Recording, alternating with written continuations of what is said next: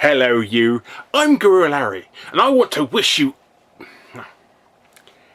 Hello you, I'm Guru Larry, and I want to wish everyone out there in Retrounlim land a happy Christmas and a Merry New Year, even though it doesn't make sense. Bollocks. Hello you, Guru Larry here, just wishing... No, fuck. Shit.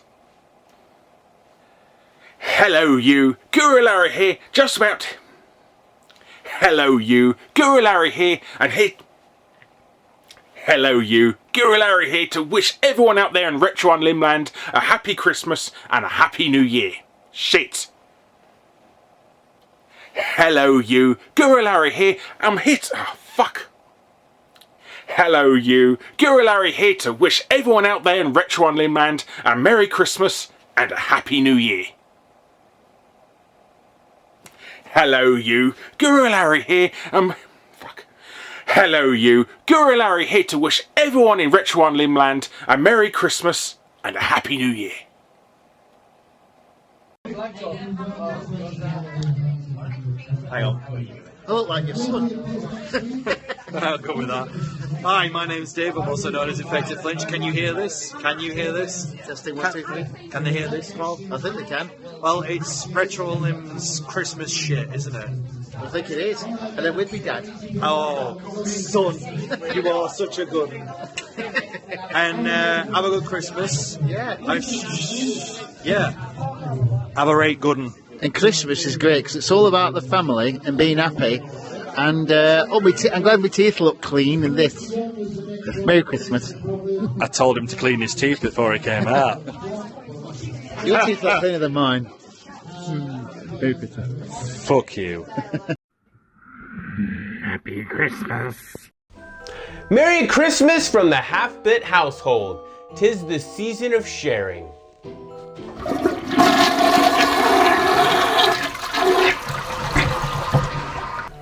What are you gonna share this Christmas? Oh, you androgynous teenagers fighting God. Oh, hello there. You know me. It's Scott wearing a really crappy Poundland hat. Stuart Asham be so proud. Just wanted to greet you all and welcome to this Retrounlim clip show of merry festive month. I've got nothing.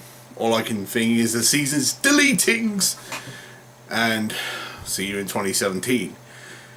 Especially when I've had more fucking sleep. Retail at Christmas time sucks a snowman's cock. Hi there, little baby New York orphans. I'm Long Boys Post 1975, and I want to take this moment to wish you an absolutely massively wonderful Christmas and a brilliant New Year. Now watch me chug this fucking eggnog.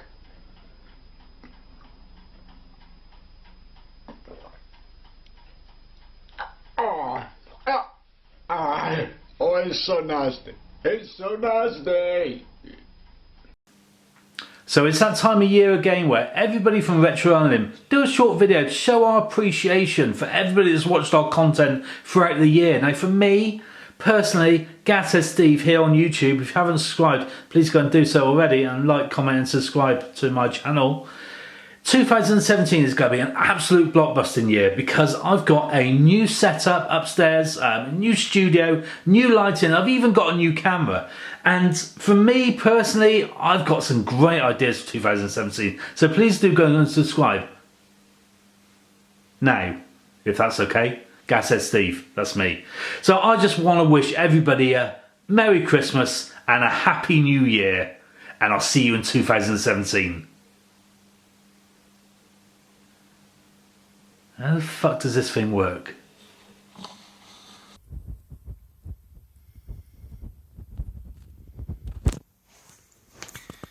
Hello, Novabug here. Merry Christmas. Yeah, I'm consigned to my girl's room to make this video because the whole house is very, very busy at the moment. So we get a shot of their lovely pink tree. So I'm sure you'll all appreciate that. I've also got taking time out of my busy schedule of cleaning this new Wii wheel that I bought just on Christmas Eve, so we can have some 4-player Mario Kart with my brother and stuff. So anyway, enough of me rambling, because I'm very busy today and I've got something to stuff, and then I've got to stuff the turkey. So, Merry Christmas to everyone I know from Retrounlim. Merry Christmas to anyone watching this, or, you know, I don't know why you'd be watching something on Christmas Day when there's plenty more things to be doing on Christmas Day than watching an overbug in a very dirty, to be honest, a very dirty Santa hat in his girl's room with a pink Christmas tree. So, yeah, Merry Christmas, have a Happy New Year, and we'll see how it goes, because 2016 was fun, wasn't it? Because 2017 could be even more fun. Hereby hangs a tale. Cheers. Novabug out. Happy Christmas. God, that looked weird, didn't it? Ahoy there! You better watch out. You better not cry. You better not pout. I'm telling you why. Executioner's come to town. Executioner's coming to town. Executioner's coming to town. Boo! You're gonna walk my plank if you don't be a good little man. Executioner's coming to town. Executioner's coming to town. Executioner's coming to town. Merry Christmas, you scurvy lovers. Avast! I'm going to drink me grog. Oh, the weather outside is frightful. No, it's not. It's bright and sunny outside. And the fire is so delightful. What? What fire? We don't have a fireplace. We're singing a song. And since we've no place to go... Come on. We have to go to Walmart. Avanza. Let it snow, let it snow, let it snow. Wait. It What? can't snow. You mean? It's 65 degrees out there. Maybe it's a Christmas song. Merry Christmas, everybody. Merry Christmas. And Happy New Year. Happy New Year. Jingle bells, jingle bells, jingle bells. Alright folks, went to fix my ears, my hair ears, I don't know. Hi folks, MonksBuzz5000 here, back with a very quick Christmas message, and like I said the year before and the year before, fucking hate Christmas. Shouldn't be surprised by now, but you know, I mean, I've been told if I don't do this, somebody's going to take my kids away and I'll never see them again, so better do it. Christmas cheer on. Right then folks, MonksBuzz5000 here, and this is a very, very quick Christmas message because I love Christmas. Just to say, I hope everybody has a very nice Christmas, to everybody Retrounlim and YouTube world out there, and for everybody watching me and the rest of us, thank you very much. Support, views, likes, etc. is very much appreciated. But it is Christmas time, it is Christmas Eve, and I hope everybody has a nice Christmas. Santa is good to you. If you don't believe in Santa, I hope your friends are good to you, or you're good to yourself. I do not know, but you like my t-shirt? It's not Gremlins jumper this year. It's Ghostbusters. Ghostbusters is not Christmas. I should be wearing Santa jumpers. Fuck. Merry Christmas guys, hope you have a good one, all the best, blah blah blah, and I'll catch you next year when I'm made to do this again, I suppose. Ooh, guess what? Nearly forgot. Hold on. My t-shirt. Hold on. Makes a sing song. Are you ready?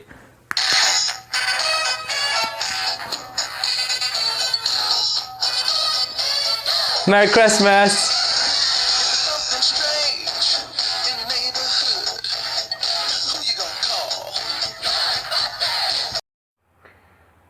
Greetings. Welcome to the Retrounlim Christmas show. Goodwill to everyone on YouTube and their families. The GPOYT, the good people of YouTube, and all the very best, yeah. Except for Novabug, he's a cunt, a Christmas cunt though. Not Novabug, no. Oh, and what's his face? Gashead Steve, he's a proper twat as well. Can't be doing with him. I don't really wish them two people any good wishes at all. Anyway, what I'm trying to say is, yeah, just, you know, season's greetings and all that shit, and to everyone in the bloody world, you know, what's that Band-Aid record? Band-Aid, yeah. It won't be snowing this Christmas time in Africa. You're right, it won't be snowing. Because through all the fucking money that we've given, the millions and millions and millions and millions that we've given through Comic Relief over the years, and that's just Comic Relief for Africa, to £5 to build a fucking well, they should be living in fucking Waterworld over there. So it's not snowing, you're right. It's Waterworld. Kevin Costner has gone over to film Waterworld #2 in fucking Africa. Merry Christmas, everyone. And I hope you have a belter. And Happy New Year. What's up, dudes and dudettes? I'm the 90s video game dude. Now, the older viewers among you may remember me from a few years ago when I used to do video game reviews, which I haven't done for many moons, due to one reason or the other. But come 2017, I'll be back once again like the Renegade Master. But until then, I'm here just to say Happy Christmas, Happy Holidays, Happy Kwanzaa, Happy Hanukkah to anybody and everybody. Just Happy Holidays and peace and goodwill to all men. I hope that your 2017 is a lot better than 2016, because we've had a lot of deaths. Most recently, Rick Parford. God rest his soul, and God rest ye, merry gentlemen. But I am the 90s video game dude. Happy Christmas, happy holidays, enjoy the show that's coming up next, because it's goddamn awesome, man. But remember, be beautiful to each other. It's Christmas. It's Christmas, and it's the season of goodwill. I hope you get whatever you want for Christmas, and I hope you give just a little bit of yourself too. Happy Christmas, dudes and dudettes. Peace out.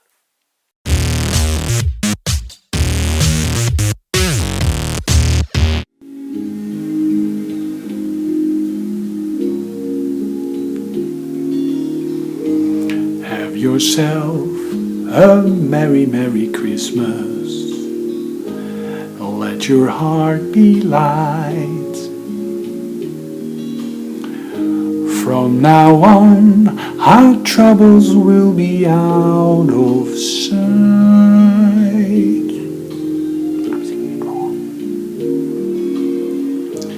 Have yourself a merry little Christmas.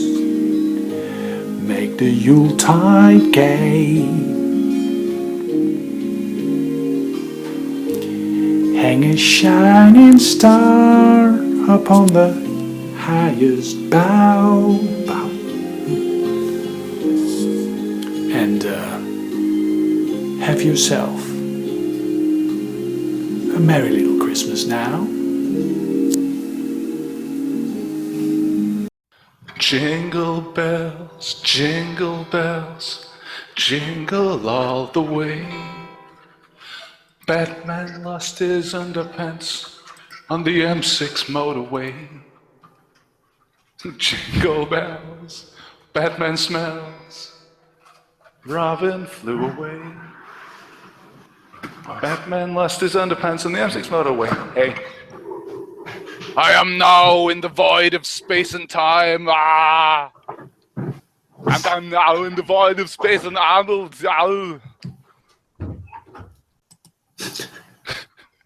Welcome, Retro and Limmers, to the 2016 Retro and Lim Christmas Party. Yes, thank you. Thank you. I I'm Harold Rutherford-Yack, your host for a night of festive fun and games. Have your Christmas tinners at the ready, because we're going to go crazy with this green screen tonight. And before we start... outside? Yes! Believe it or not, no, I'm not. Because look, my arms disappeared. Isn't that strange? But I'd like to give a shout out to our good friend, Gashead Steve, London Retro Gamer, for some of the backgrounds we are going to see tonight. And I swear, the really bad ones are all his. But now, it's time to meet our panelists. Who's already here? I'm Harry Yack, as I've already said. But who are these guys? You shall meet them now. Matt, MyGamerXP, hello. Hello. Hey, how's it hanging, man? How's it going? Don't forget, it's Christmas Day today. It is indeed. And what have you got for Christmas, sir? Damn it, that'll break the illusion, won't it? Oh, no! That's a new record! Oh, I don't know what I've got yet, do I? I haven't opened them. There we go. I haven't opened them yet. There we go. I did this first. Okay. Well, what would you like for Christmas? What would I like? Blimey. All I want for Christmas is Mariah Carey. Really? Oh, my answer was a video game, so this is... I'm trying to think. I don't know. Just, yeah, new games to play. There we go. I can't go wrong with that. And whiskey. Ah, yes, you can never go wrong with video games and whiskey, ladies and gentlemen. In fact, I hope you're playing some video games and drinking some whiskey while you're watching this live stream right now. Go and do it. Retrounlim endorses drinking. But we also have another person who's in the live stream right now. His name is Daniel Ibbotson. Hey! Hello, hello, hello. How are we doing? Merry Christmas! Merry Christmas, Merry Christmas. Yeah, it's been a really good Christmas day. I've had my Christmas dinner. I've opened all my presents, and now I'm sitting at a PC, really miserable. What did you get? Oh, what did I get? Oh, I could have got anything, really, couldn't I? I got a modded TurboGrafx that actually plays Xbox One games. Ah. Yeah, but weirdly, the controller's a PlayStation Move controller. It just doesn't make sense. It's weird, but yes, it does all work. Well, actually, only 6% of the games work, and annoyingly, I've got all the ones that don't. So it's just you just don't know if it's going to work until you plug it in. Hang on a minute, this is a DVD. That's not going to work in there. Well, DVD games. On the subject of DVD games, what do we think of them? They are typically the sort of thing that you get on Christmas Day.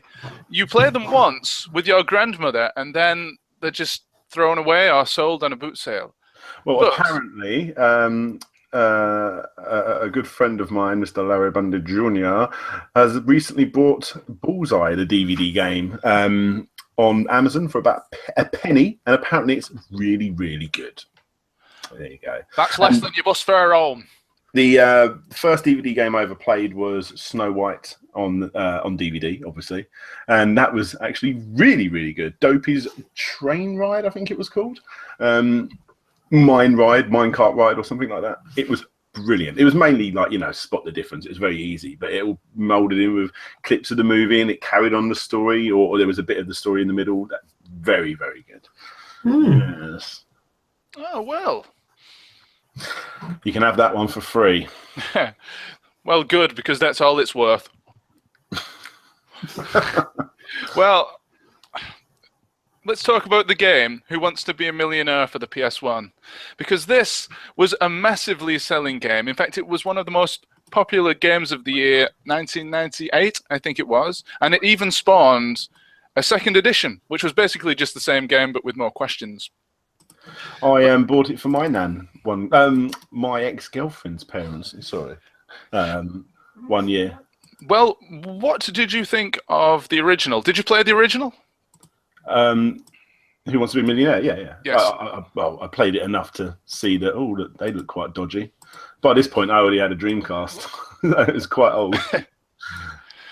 Well, I'm sure you all know my feelings on this particular game, about how cheesed off I was with it, because I was a huge Who Wants to Be a Millionaire fan in my teens, because I was a big fat geek and liked game shows, and I rented the game for, what, £4, and played it for an hour, and then all the questions repeated on the second playing, and I thought, this is the worst game I've ever rented.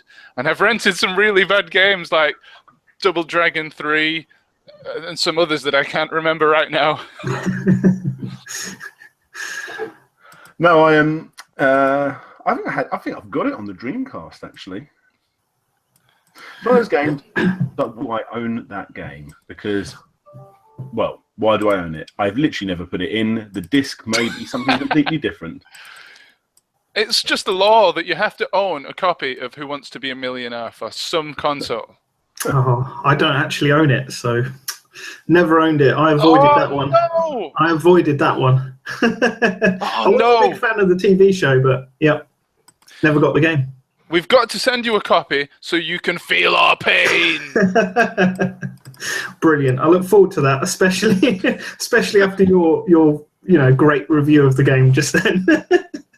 I actually did a video about it a long, long time ago. A very, very angry and hate-filled video saying it was one of the worst games of all time. Back in Harry X's angry reviewer days. Not good days. Where do you get your inspiration from? Where do I get my inspiration from for my No, videos? from your angry video game days. It just seems like such a unique... I completely came up with the idea by myself. I wasn't watching Chris Bores or anything like that. No one was watching Chris Balls, but well, I watched 2 of his videos actually. I watched one and thought, hey, this is pretty good. But then I watched his Super Mario 2 video and I thought, this is absolutely awful. And it was so bad that I felt compelled to comment and said, I've seen some of your other videos and they're quite good, but this one was bad. And then I never watched any more of his videos. He was the first ever YouTuber I ever noticed people kicking off in the comments saying that you're crap. First ever one. So every other YouTuber was like, yeah, this is all right, but everyone hated him. Wow, that's got to be bad. Are you guys familiar with the whole story behind Chris Bores, the irate gamer? No. You'll have to share it with us. Oh, well, I was thinking about this. What's up? What's happened? I thought I had a message on Skype to say that someone wanted to join our little stream, but it was actually a Skype Autobot telling me, happy holiday. Make this time of year extra magical with Skype. Get in the holiday spirit and send a special message to your friends and family with new holiday emoticons and emojis. Well, maybe you could ask that robot if he wants to join us tonight. Don't worry, guys. We're going to be having some more people joining later. We've got lots of fun and games. But it's like at the beginning of the party at the moment where there's not really that many people here. A bit of gentle conversation. In a couple of hours' time, though, you can bet we're going to be as drunk as the proverbial skunks. Well, But people not are me. just probably spending time with their family, and people might still be opening their Christmas presents because it is only 10 o'clock in the morning on Christmas Day. Yeah. I have already opened my presents and had my dinner. But I am an early starter, so Your Christmas dinner, don't you mean? my Christmas dinner. You've got to have your Christmas dinner on Christmas Day. Yeah. So yes, the story behind the irate gamer. Back in the early days of YouTube, he was pretty huge in that he had about 300,000 subscribers. And I was looking the other day at the list of the most subscribed YouTubers these days. And just the modern breed of YouTuber just absolutely knocks the socks off anything that either he or even the Nintendo nerd could do. Because if you think the Nintendo nerd's got, what, several million, you've got PewDiePie, who's got 50 million. 50 million! That's amazing. Are there that many people in the world? No, yeah, he was threatening to close down his channel, wasn't he? If like YouTube didn't back up their ideas. When he gets to 50 million, and then he shot up crazily because everyone wanted to see him delete his channel. And then when he got to 50, he was like, actually, I won't ever go. So you But think it thanks for all the subs. was it a canny marketing move? Oh, totally it was. Right. Yeah, I don't think I had never thought he was going to delete it. I'd be lying if I didn't say a little bit of me thought, oh, I wonder if he does. No. And you subscribed just for that, didn't you? I tell you something. I'm genuinely now a subscriber since he announced that he Are was you? basically- Well, yeah, I yeah. can say I'm not a member of the Bro Army. Yeah. Oh, the Bro Army. Hey, you know your terms. Yeah, suspiciously so, actually. I swear I'm not a subscriber. No. Nope. Nope. Not at all. No. Nope. I did see that somebody posted a video of themselves subscribing to PewDiePie's channel, and the name of the video was, I become a member of the Bro Army. Wow. Sounds like a good video. It's probably got a fucking million views or something to really rub I don't salt know. into the wound as well. Isn't it? It's actually got more views than PewDiePie himself. Ah, dear. Ah, dear. Oh, dear. Right. It's Christmas Day, so we need to talk about some Christmas things, ladies and gentlemen. And what better way to kick off this stream than talking about Christmas video games, like we always do every year. It's a Christmas tradition, like Only Fools and Horses, Morecambe and Wise, The Snowman, and having a massive dump. Sorry, I just made that up. So, what are your favourite and worst Christmas games, guys? I remember I saved up enough money to buy one game, but I wanted two games. And my birthday's on 4th of December, so I always mix them together.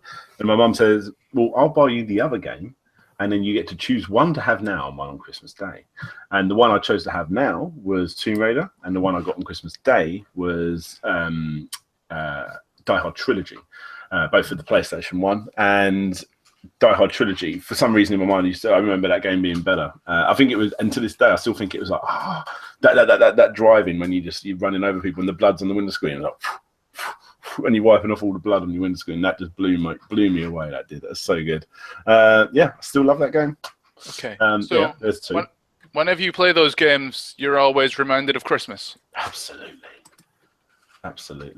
Abso-friggin-lutely. Abso-friggin-lutely. Matt? Absolutely. For me, oh wow, I got Pokemon Red and Blue for Christmas one year. Oh, right. They were pretty good when they came out. What else? Zelda, Ocarina of Time. That's probably the biggest game I got for Christmas. Definitely. So absolutely love that. I was I don't remember much about the real world for a long time when that game came out. I just remember Hyrule, and that's it. Totally immersed in that. It was awesome. I tell you what, I really wish I was into that game. I didn't have an N64 back in the day. I was a PlayStation kid, and I got my Game Boy, my 3DS, sorry, for that game, because like now is my time to finally play that game, Yeah. And I'm like, it's all right. And I remember this guy was just, oh my God, you're playing Ocarina, you're about to have the greatest time of your life. Wow. And I literally knocking one out on my actual 3DS. and then I remember playing it. He goes, where are you? And I've been playing it for like days because I really like to take my time with games. And I'm like, I've just become like a grown up. And he's like, oh man, you're like halfway through the game. I'm like, fuck this, I don't play this no more. How long am I going to be playing? And then I never picked it up again. Oh, that's a shame. I mean, when it came out, I think it had more of an impact because there wasn't really anything else very similar at the time. Yeah. There's kind of like world adventures and stuff. I mean, you playing it now on the 3DS, you've had stuff like Skyrim come out, and it's kind of like you go to Zelda, it's not quite the same. I mean, it still is good. But yeah, when it came out and there was nothing like it, that whole world adventure that had a day and night cycle as well, which I think was quite early on. The targeting system as well was a new thing with the game, because a lot of 3D games, the camera was crap, and with combat and stuff, whereas this, there was a shield, and I'm getting carried away again, but yeah, I love that game. Love it. Well, on the same lines, I remember getting, I think it was Christmas 98 or maybe 97, 99, somewhere around that time.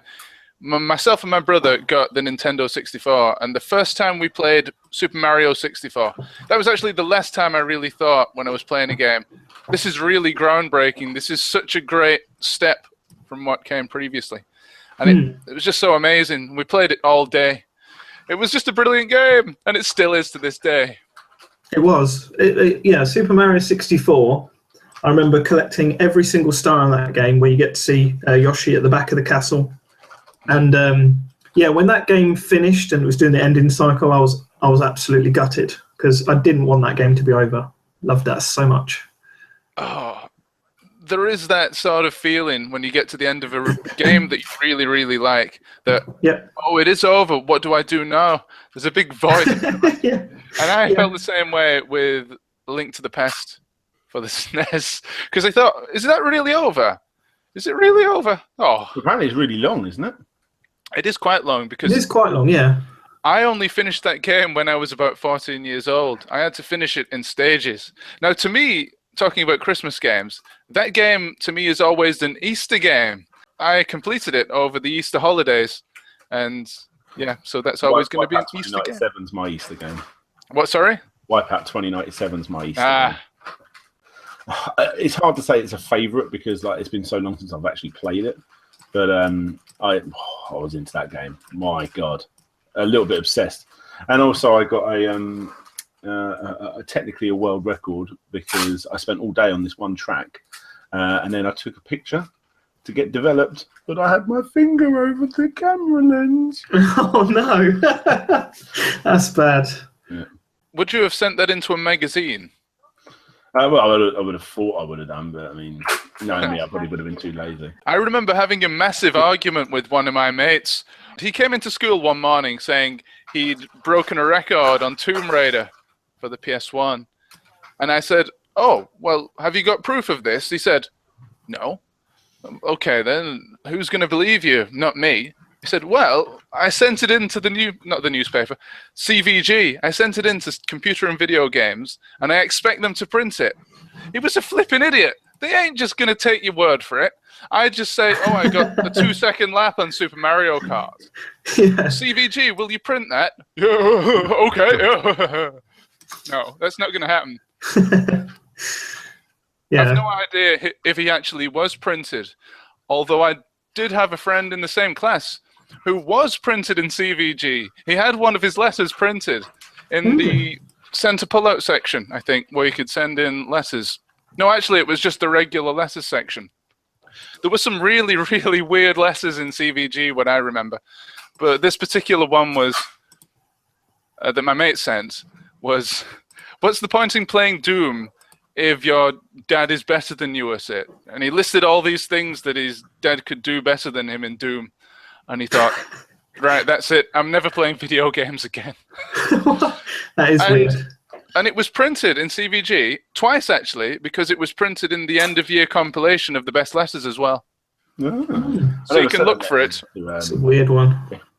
You can look for it online, probably. Just look for Guys from Wigan. And I've given away his identity. Yeah, I remember when all first-person shooters were called Doom clones. So the term first-person shooters wasn't out. Do you remember that? When every game where it had like a gun perspective, it was just called a Doom clone. Yeah. Yeah. Are you saying that Call of Duty is a Doom clone? Probably not, but yeah, I just remember that being an interesting time when everything was just considered a Doom clone. Mm-hmm. That was quite interesting. Do you think we'll ever, because obviously you look, other things like that now would probably be a Metroidvania. Do you think we'll ever get away from Metroidvania? Considering there hasn't been a Metroid game that's like quite that for ages. Yeah, that's quite an interesting one. Yeah, I don't know what else you would call it at the moment, but yeah, it's like an adventure puzzler. Yeah, I was trying to work on that as well. Yeah. Yeah. Yeah, maybe we'll find out in time to come. Maybe. In the years to come. That's it. Okay, so another Christmas game, or at least a game that I remember playing over Christmas, was Grand Theft Auto San Andreas. And actually Vice City before it. But with Vice City, I only played it for about 2 weeks over the Christmas holidays and then never really came back to it. But the next year, the very next year I got San Andreas, and to this day I still pick it up every now and again. For example, I have played it this year. One of the few games I've played this year was San Andreas on the PS2. You can get that on your phone now, because I've been trying to find some good new games to play on my new mobile, and San Andreas keeps coming up as one of the suggested games.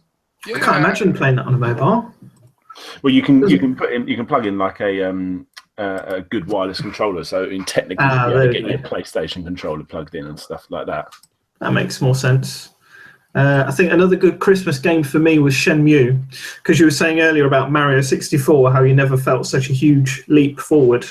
I think Shenmue, for me, that felt like a massive leap forward, because that was kind of like a cinematic experience, wasn't it? And it was almost like mimicking real life to a certain point, where you follow people and they had tasks, where they went to a shop or they walked home and things like that. Absolutely. I generally do remember walking around and following one old man just like slowly up to his house. Is this in to see where he went, He actually did it in real life, ladies and gentlemen.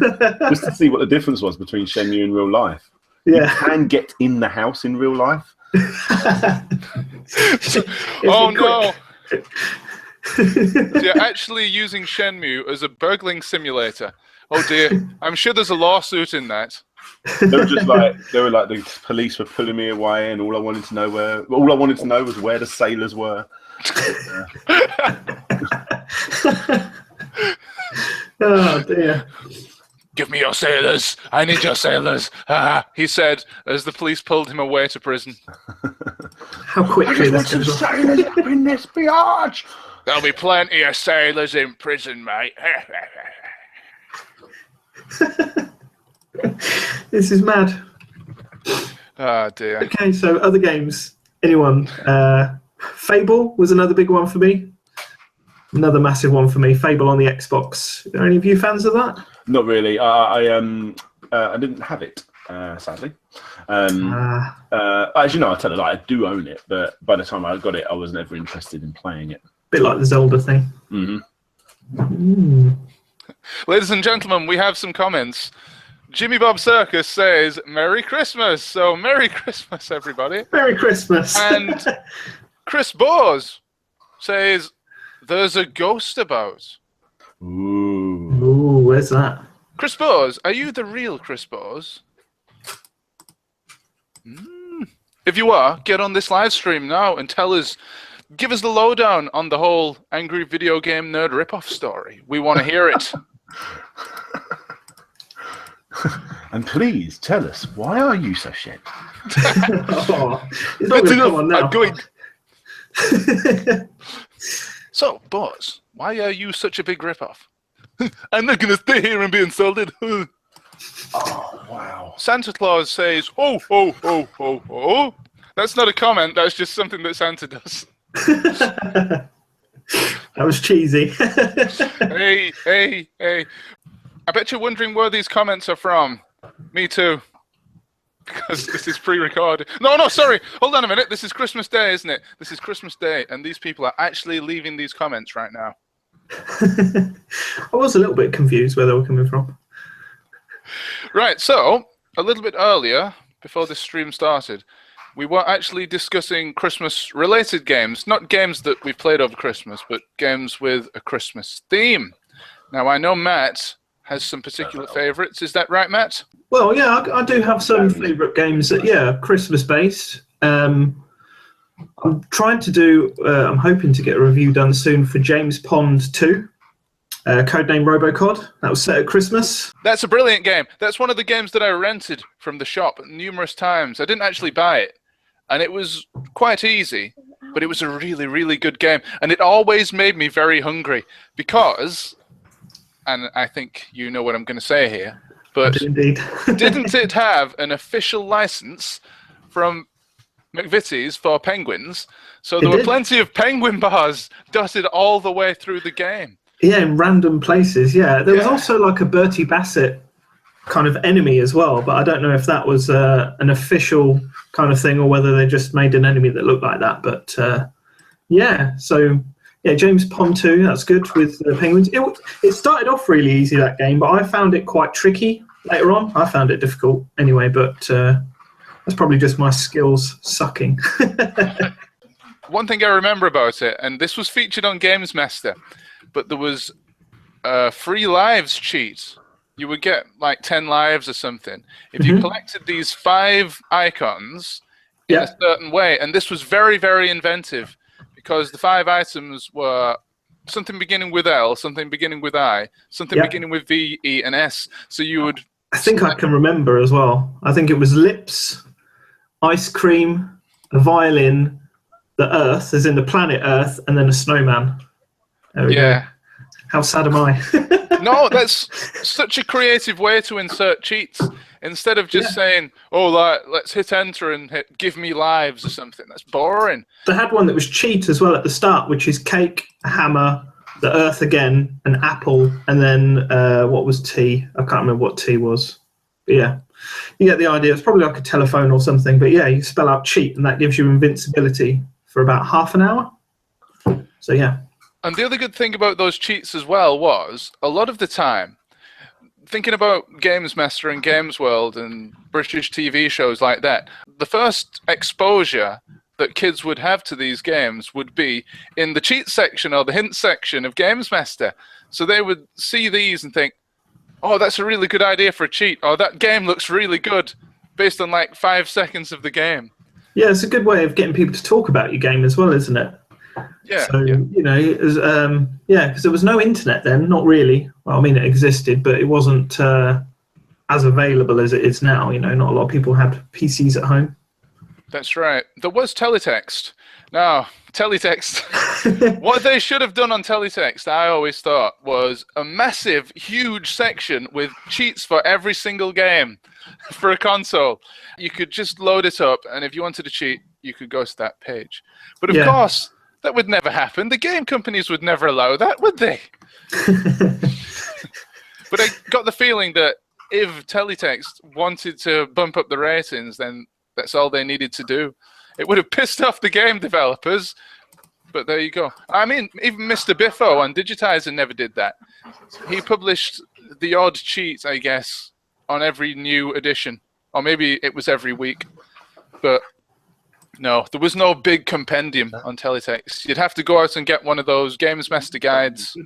And there was the Bad Attitude as well. They had that video blast at the end where you had to record it and kept skipping with the pause button. I remember that as well. Yes, of course. No, I never liked that show. I never watched it. But, and this is quite interesting, you see. Earlier this year, I got the chance to speak to Violet Berlin.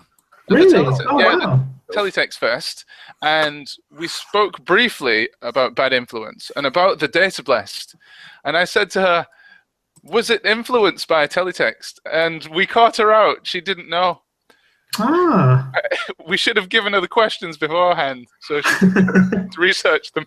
I've still got a lot of my old cheat books. I've got this one here that I keep quite handy. This is my Tips Bible from Sega Magazine. This is my actual original one from 1994. There you go. And it's very well used. I've got loads of tips books. I literally threw away about 50 of them when I moved house. I just had one day where I thought, I don't need these.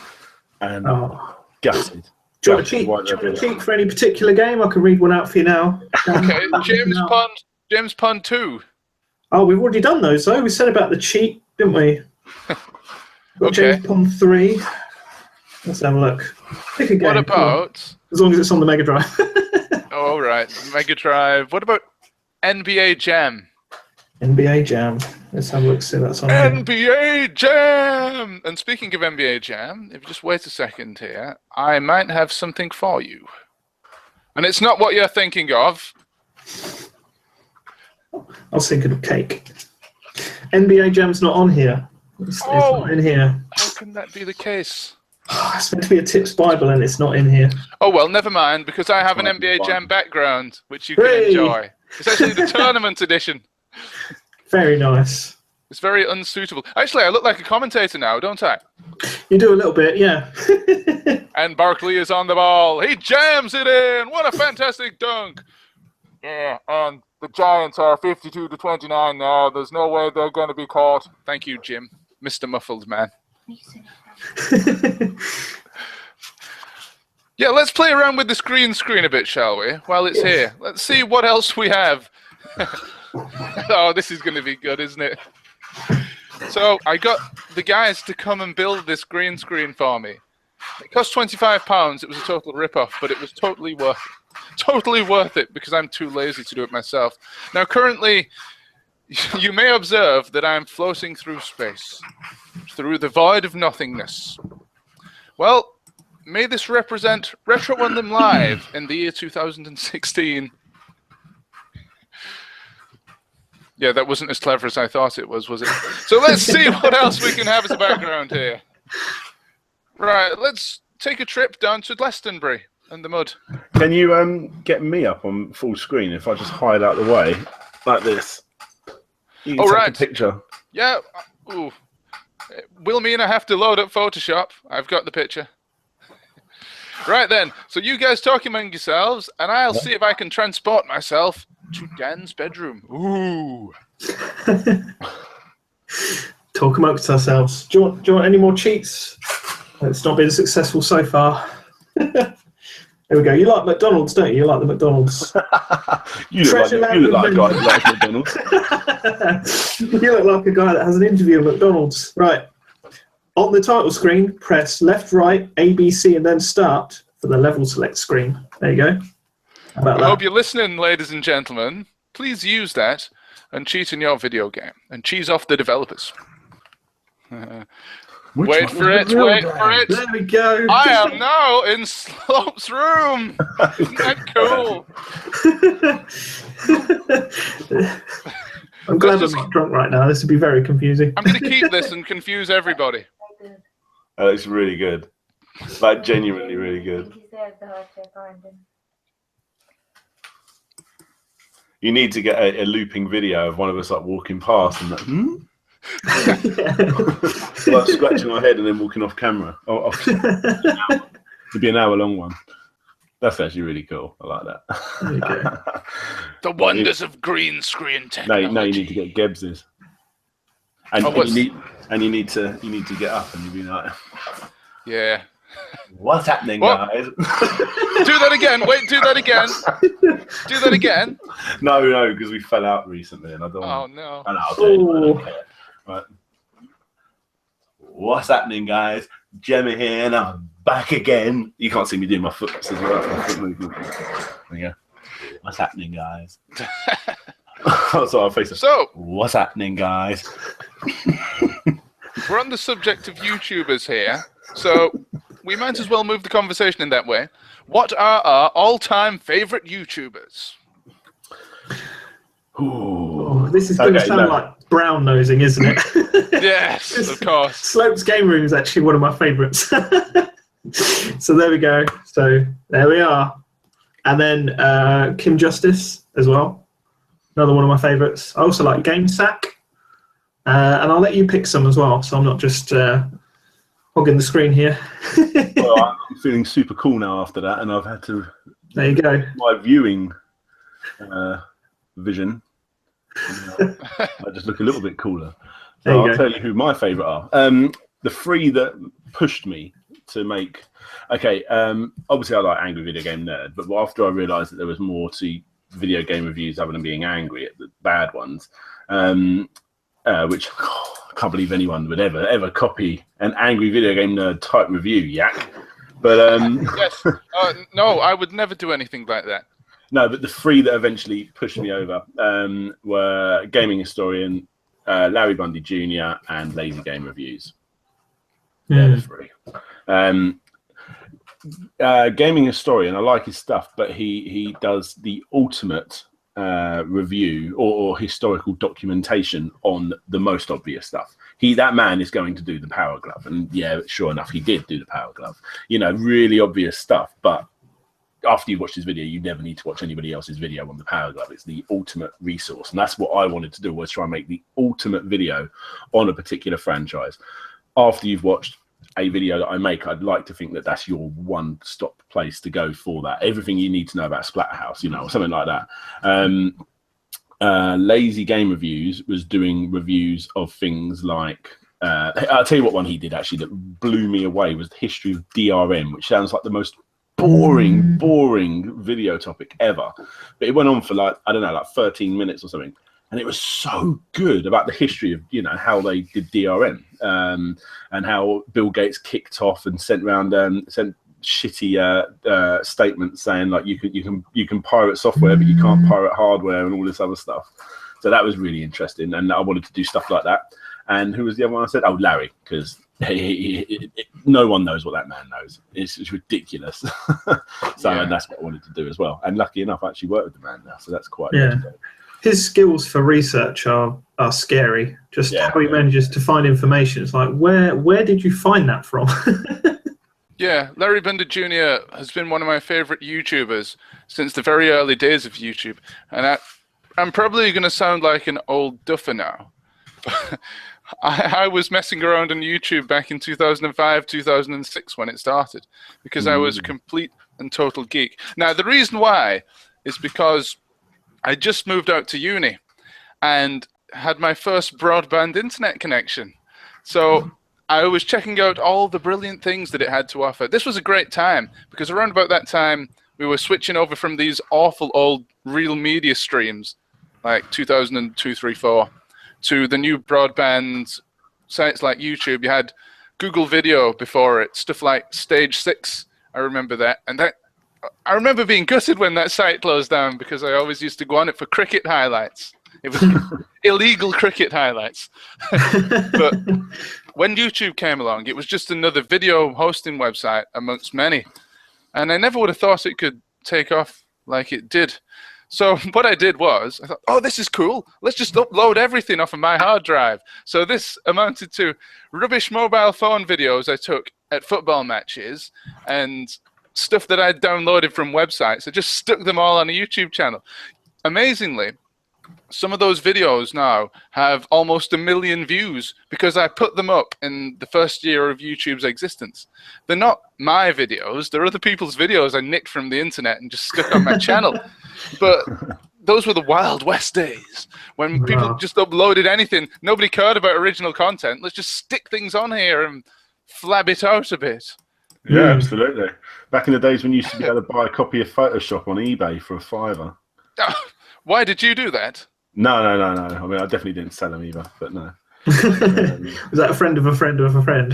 Yeah, I knew people that did. Well, Larry was on YouTube at that time, because I think he was actually on TV at that time as well, on stuff like X League and those late night TV shows. I didn't watch those, but I did watch the internet. And Larry was one of the guys on there.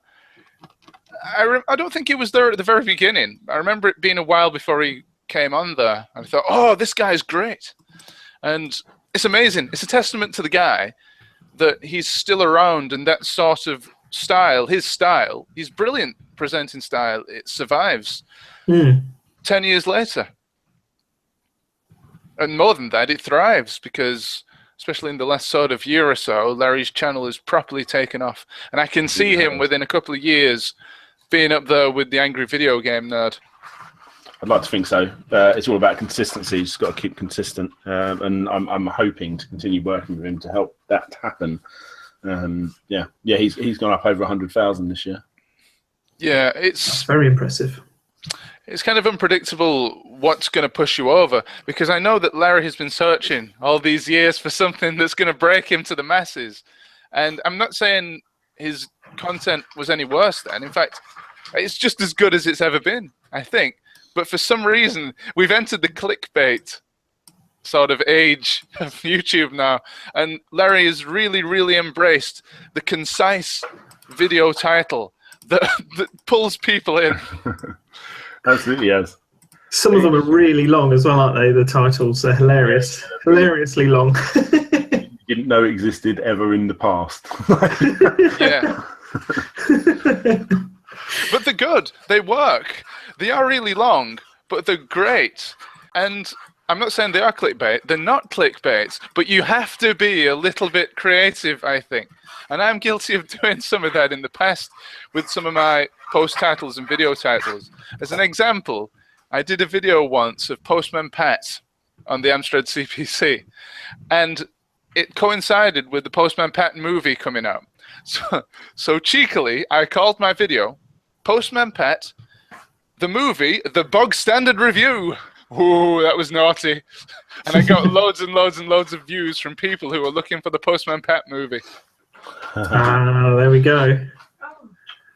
Loads That's of the way people. to do it. Yeah, loads of people do that. The video game nerd's done it. He says, "Oh, this game's coming out. Let's make a video about a past game in the franchise, like the Turtles or something like that." There's a clever way of doing it. I done it when Civil War came out. I knew I always wanted to do a Captain America, the first Captain America game, so I just timed him with the Civil War movie. I'm still doing the content I want to make. I'm just timing it. Yeah, I remember that with the Avengers. I remember you doing quite a few of the Avengers stuff as well. That was cool. Yeah, they were really easy videos to make because once I'd done that intro, I just basically reused the intro, but obviously just changed the comic that was showing on top of it. Basically, right. They were really fairly easy to make. I was able to get them out every 3 days on the lead up to that movie. They didn't work out as well as I'd wanted them to, but I didn't put a crazy amount of effort in, so it worked out all right, and I enjoyed making them, which is what it's all about. Yeah, because if you don't enjoy doing it, why are you doing it? That's good advice. Because I want to. Because I want to. Because I want to. So, Matt, who are your favourite YouTubers? I did already say, but I'll say again. Oh, sorry, did you? I'm sorry. It got lost in there, didn't it? Sorry. It did, no, because I said about the brown nosing thing. There we go, yeah. No, I said Slopes Game Room, obviously. Kim Justice. And who did I say for the other one? Game Sack. But yeah, I also like Nostalgia Nerd. Yeah, I like his stuff. And Larry Bundy. I don't know how you're going to feel about this, but I like some of Metal Jesus' stuff, but sometimes it's frustrating. Sometimes. I've been watching this stuff for a long time. I haven't watched anything new in a long while, but I'd be lying if I said I haven't watched this stuff. LGR, I quite like Pushing Up Roses. That stuff's quite good as well. Yeah, when she does like properly well edited reviews on things, I think she can put out some pretty good content. Yeah, it has very good kind of delivery. But yeah, there's loads I watch. But yeah, I do love GameSack. I think they're very good. So as you watch these people, have you observed an improvement or a change over time? A shift in direction of the videos or the style of the videos? Yeah, Slopes has definitely got worse over time. They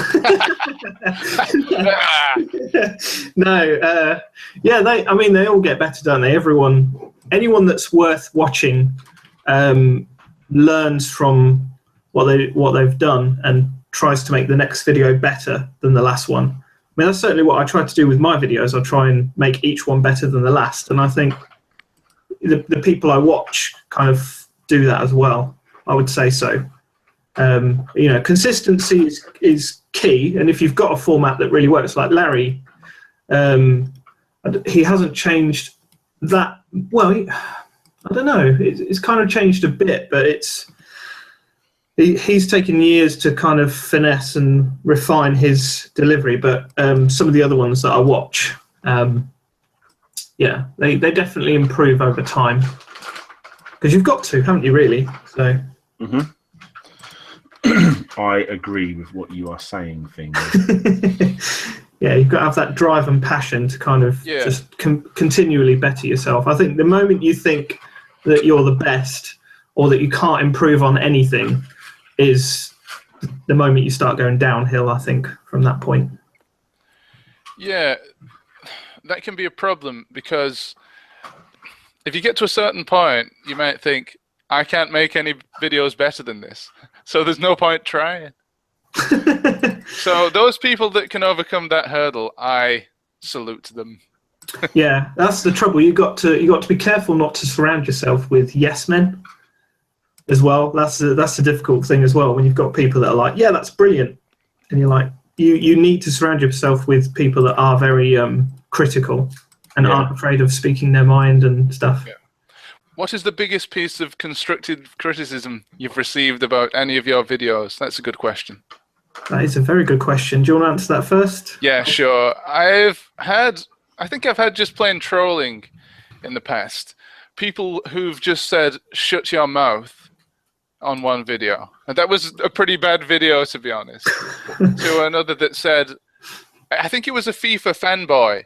He looked at the name of the video that I made, which was "Let's Take the Mick Out of FIFA 97," which I wasn't really. It was just a cheesy title to get people to watch the video. He didn't watch it, though. He didn't watch it. He just saw the title and got mad and said, You dog's bum rash," or something like that. It was really, it was quite funny, really. But another time, I actually got a proper constructive comment from somebody on my Super Mario Challenge video, which was a TV show that we had here in the UK. Here in the UK, I'm saying that as if there's loads of Americans watching. It was on cable, and it was called the Super Mario Challenge. I did a video on it, and the reason that's got so many views is for ages it was the only footage that existed on the internet of this show. So people would just funnel through to it when they were searching for evidence of this show.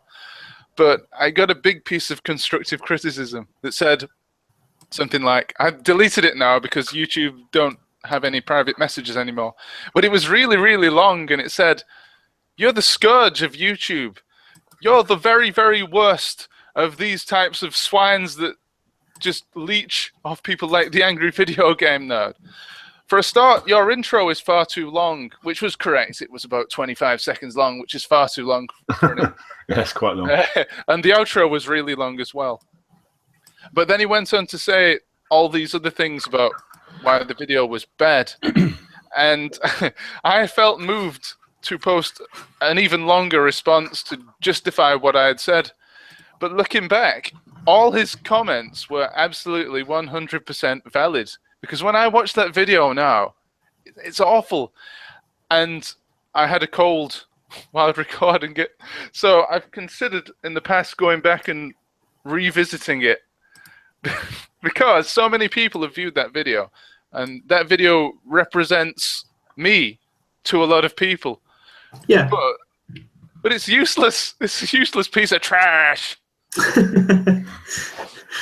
Well, what about you, Dan? What's your most constructive criticism? I get quite a lot. I get quite a lot all the time. I get people, if you say a game comes out in 1997, but actually it came out in January 1998, you don't know what you're talking about. You should probably kill yourself. I get, things like that, which is, I said constructive. and that's not constructive. one guy, I've only ever blocked people from commenting on my channel, like 4 or 5 people. But one of those people, after he watched a couple of my Disney videos, he goes, your arms are very hairy in one of them. I'm like, okay, and thank you for the comment. And then, because I always just say, oh, thank you for the comment or whatever, and then let them apologise when they realise I've replied to them and been nice. But then he also said, you should really shave your arms. It's disgusting. And I'm like, is it really disgusting? It makes me sick. And then he just started putting that on all of my videos. I'm just like, okay, I need to. My arms are pretty hairy. Well, let's have a look. Let's compare our arms here, see how hairy they are. Pretty hairy. Oh, it's quite blurred, so I can't tell. Yeah, it's too light to tell. Yeah, I mean, you can see. Yours aren't too bad, Dan. Yeah. But I ended up deleting him. But he, I think he was genuinely serious, not just trolling, because he was a cage fighting boxer. He was built as a motherfucker, and he just basically shaved his entire body, or whatever his entire body. So yeah. But no, constructive. I mean, I have people say to me, you should get a better mic, and I know I should. I don't know, like little things like that. I get so much. I genuinely, I've got to a stage now where I can't keep up with the comments. Oh, yeah. So your microphone seems all right. Your microphone seems all right. No, I know I need to update it. I mean, in actual fact, I've found new tools online that will help me improve my voice, like using. Can't hear Dan, me. Yes, you can. I'm back. That was great. That was like terrible timing for saying how you've learned new sound things. It's like. So yeah, there you go.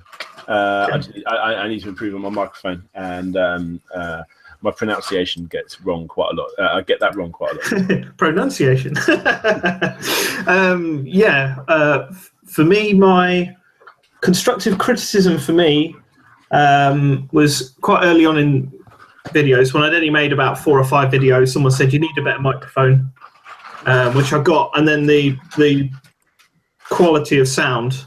It was my Mortal Kombat review. It's a huge leap ahead, you know, in terms of sound compared to the one before.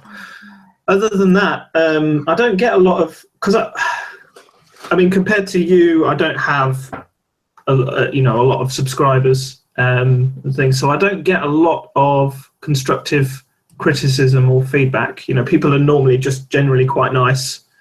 You know, I welcome more constructive criticism. I think me just watching my own videos, like I was saying about how there's always that need to improve things. There's a lot of things that I've noticed that I need to improve on. So when I do like a vlog type of video where I'm talking in front of a camera and there's no script, I say a lot, or Yeah, I have these kind of things. So I've been trying to work on removing those. So I've been watching instructional videos, even on YouTube, from lecturers and things about how to stop saying all the time when you're thinking in a video. I just say it like automatically. I can't help myself. But I totally know what you mean. Yeah, I do the exact same thing. Apparently, it happens a lot if you leave your mouth open after you finish saying what you said. So you need to practice closing your mouth, and that stops you going or So yeah, that's one of the things that kind of works. Yeah. In my case, when it comes to stuff like I've sort of trained myself to have a presenter voice, and when I'm in that mode, I just never say. Well, I do say for dramatic effect, and there's the odd slip here and there, but I think that's okay. So yeah, I think people are quite forgiving. I think people are generally quite forgiving. The only other thing is I'd need to try and relax more when I talk. I get very nervous in front of the camera, very anxious, so I just need to relax more. That's the only other thing I think I've got to work on at the moment. But yeah, if anyone else finds more things for me to work on, just email me or tweet me or whatever. Yes, I will find them. Send your constructive criticism, and tell me to shave my arms, ladies and gentlemen. That's it. Should I shave them for charity or something? It's like a Robin Williams volume of hair. Remember that? That's a Simpsons reference, but yeah. Somebody actually did comment on the hairiness of my arms once. It was Burt Reynolds. He said, "You have very hairy arms," and I said, "Well, that's why they call me the Yak." That's where I got my name from. Because your real name isn't Yak, is it? Oh no. See, I'm learning loads. I've actually mentioned my real name on this live stream before. Thing is, I'm going to say this, Harry Yak is pretty much dead now, because this is just me. I no longer do the Harry Yak voice. Do you want me to do the Harry Yak voice? I've not done it in ages. I feel like I haven't heard an Arnie expression. Harry Yak voice. It's the Harry Yak voice. You're watching Retrounlim Live. I'm Harry Yak, and you're watching Retrounlim Live. We're going to have a fantastic evening tonight. And that's it. That's it. There we go. I like it. Somebody once commented on one of my videos. Somebody once commented on one of my videos, "Are you Irish?" No, it's just the stupid Harry Yak voice, which is a mixture between... It's a mixture of my own voice and stupid radio presenters who try to do American accents. There you go. There we go. There you go. That's why 10 years of Harry Yak, and I've finally decided that Harry Yak is a complete idiot and he should be killed. So it's 100% you now. This isn't a put-on voice. Oh, no. This is not a put-on voice. Well, no. I no longer do that stupid Harry Yak voice. And I no longer do the persona, if you know what I mean. The persona of Harry Yak, originally, he was supposed to be obsessed with micro pizza. And that was dropped very, very quickly. So let's not talk about the history of Harry Yak, because this is turning into the Harry Yak channel. Because there's been nothing on the Harry Yak channel for about a year now. Ah, it's a shame. It's a shame, but in some ways necessary. Sound like patronizing. In some ways necessary. In some ways necessary. I think it's time to spice up this live stream. What do you think? Absolutely. Have you got a video for us? I have an activity for you guys if you want to join in. I'll stop my editing. Yeah, go on. Then. Have you got 5 minutes here, Dan? And we can play a little game. What do you reckon? Yeah, let's do it. Let's do it. Let's do it. Oh, Let's do if it's a drawing round, I'm gonna get completely owned. My game experience. Oh, how the heck did you know what was coming up? I've been in that little Facebook group with you all day. Oh no, I mean I don't know. I just guessed. Shh. Nobody's supposed to know about that, guys. Right. Fans of Slope's game show will know exactly what this is. We now have a treat for you guys out there. We have the Drawing Ground. It's not really good a name, has it? But tonight we're gonna dub it Yak's Cartoon Club. It's a special Christmas edition. Can you tell what it is yet? It's a Christmas edition of the Microsoft Paint Masterpiece Theater. And here it is, the Drawing Ground on Retrounlim Live, the Christmas special. So, does everybody have a copy of Microsoft Paint or a similar program that you can use to screen share? Oh, yeah, I've got to remember how to do this. Okay, so once you've loaded up the program, please write your name in fairly large letters so people in the live stream can read it on the 144p streams. And while our contestants do that, I'm going to explain how this will work, as if I need to tell you, but I might as well in case you're new. I am going to name a very obscure video game character, and you, Matt and Dan, will have 30 seconds to draw what you think this character looks like. I am going to choose a winner for each round, and then we'll move on to the next character. We should send it out to the audience. Yes, of course. People out there in live stream land, vote for your favorites as well. I'm going to vote for an arbitrary winner, but they aren't the be-all and end-all winner. They're not the hard and fast one. The Harry Yak winner. Who's going to be the comments winner? We want you guys out there to let us know. So, I believe the dudes have their names ready. So, Matt and Slope's Game Room are ready to go. It's definitely Slopes, not Scopes. Scopes Game Room. Is that the charity shop? The Scopes Game Room charity. Right, so while I get the countdown clock, I've got to say that Matt... Oh, hold on. Started too early. Started too early. Story of my life. Matt is a winner, I believe, of a previous Drawing Ground with a very, very famous picture of Sonic doing something rather rude. I don't have a picture of this, but you can go and look it up. You can go and look it up on Slopes Game Show 1 on the Retrounlim Live channel. Believe me, it's worth seeing. Was that this year? That was. There was the Drawing Rounds, and then at the end I did a Bob Ross special, which I think is the Sonic thing you were referring to. But yeah, very nice. Yes, well, go and look that up. I recommend it if you want to have nightmares. So, I'm going to start the timer in a second, if this blasted thing would stop playing on its own. See, that's the timer. But I don't know what the thing is yet. We've not even started yet. So, what is the first character that you must draw? The first character that our contestants must draw tonight is Bones colons. And your time starts... Bones colons?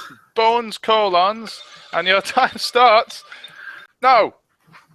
Alright, sorry. It's alright. 30 seconds isn't long enough.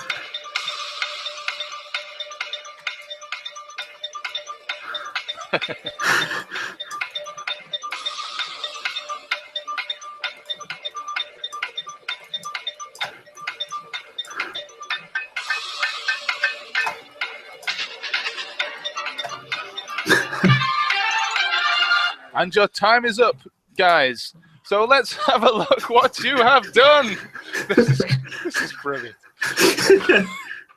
Let's start with Dan's. So can you explain this to us, please, Dan? This wonderful piece of art. It's Bones colon, obviously. What the hell? He has a bone. Oh. And, he's making the co sound, and it's quite long. Is that a he or a she? He got some boobs. All right, are those man boobs? Yeah, we'll go for man boobs. There's a lot of detail in such a short time. Yeah. Ladies and gentlemen, how many pairs of testicles can you spot in this image? And there you go. Should be the name of this round, shouldn't it? Testicles. Right, so thank you for that. That's Magnificent. So let's go over to Matt's and see what he's done. So can you explain this? Although I am loath to ask you that. Well, this is Bones' colon. He's got a skeleton face, and he's showing everyone his colon, I guess. All right. Bones' colon, everybody. Is he wearing lipstick? He can do. Go on, give him some lipstick. We'll give him some lipstick. Yes, that's perfect now. Goatee. That's it. Oh dear, surprise goatee, yes, on the Retrounlim live stream. Very sorry about this, guys. There's a bit of brown in there as well. You thought it was just going to be a bit of Christmas Day fun, but no. We've been trolling you all along. There you go. Now it's Christmassy. Christmassy. So, he's got a hat now. So I'm faced with a very difficult decision here. Oh dear, I think he might be doing to go with. You know, I think I'm going to have to go with Matt's because it was surprising, I suppose. It's surprising in some ways, but in other ways not. But guys, I want you to post who you think won that round. In fact, watch all these rounds and tell me who wins for each round, and then we'll tot up the commenter's winner sometime in the new year. And we'll give them some quality streets or something. So now... or a copy of Who Wants to Be a Millionaire. Oh dear. So now, for the next one, I think I'm going to give you a little bit more time. I'm going to give you a bit more time than 30 seconds. Because I believe this will lead to better quality drawings. That's the plan. That's the plan anyway. Okay. Guys, your next drawing is incoming. The next character that you must depict in Microsoft Paint format is Ponce T. Rat. That's Ponce T. Rat. And you have 1 minute precisely. That's 60 seconds starting from now. Ponce T. Rat. Ponce T. Rat, ladies and gentlemen. Who on earth could Ponce T. Rat be? What game could he be from? If anybody out there knows that, I will personally give them 10,000 Oreos and 5 Subway sandwiches, perhaps mixed together in a blender. Now let's take a look at some of the drawings that the guys are doing here, the two guys. Oh, these are very good. 30 seconds has gone. These are looking magnificent, actually, so far. And that's not just because there's no... Oh, he's ruined it. I was just about to say. Because there's no reference to certain genitalia, but that's been ruined. 10 seconds left, guys. 10 seconds left. 5, 4, 3, 2, 1 second, and your time is up for Ponce T. Rat.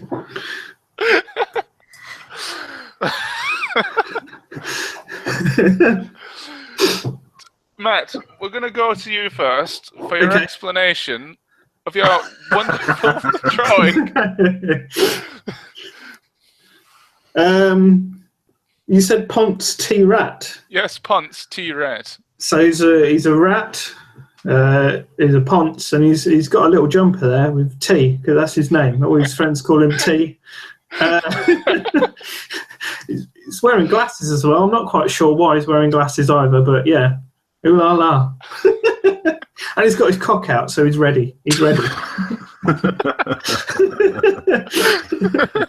I never thought I'd be invited back to do this again after my last. But you guys never learn, basically, so that's why I've drawn this. I know. Why do all these drawings? Yeah, we never learn. They always involve penises. Every single time. Every single drawing has to have a penis. It's the law of this round, definitely. My last one didn't, though. My last one had a colon, so... well, I haven't got a penis in mine. Well, actually, yeah, let's look at Dan's here. So can you explain yours, please? Well, I tried to be quite clever about it in the sense that my Ponce T-Rat, who doesn't really get likes, we just, fuck off and go over to Matt's drawing. So he basically went over to Matt's drawing last time, and so that's half of Matt's character from the last round. Very genius. genius. The typical Ponce T-Rat, he's still bloody, well, he had to go and have a little sniff. It's like, that's not what you're supposed to be doing over there. You know what? That's very, very inventive, and I really, really like that idea. The fact that you incorporated a drawing from the previous round into this one. But Matt's has a certain charm to it, I have to admit. It's very well drawn. Ooh la la. The limpiness of the penis, I like. Yeah. It's almost like it's being stretched. It's an extremely difficult decision, this one. But I'm going to have to give my points to, drumroll please, Mr. Dan Slope Ibbotson for the sheer inventiveness of involving a previous character. Well done. So that was creative. Yeah. So you're now on 1 point each, with 2 drawings done. Who's going to be next? Well, guys, I ask you to clear your screens, but leave your name on there so that people in the live stream can tell who is drawing what. But here is your next person to draw, your next character. It is Slimy Jam Evil, and your time starts now. Slimy Jam Evil. Oh, Matt's looks a little bit like the previous one already.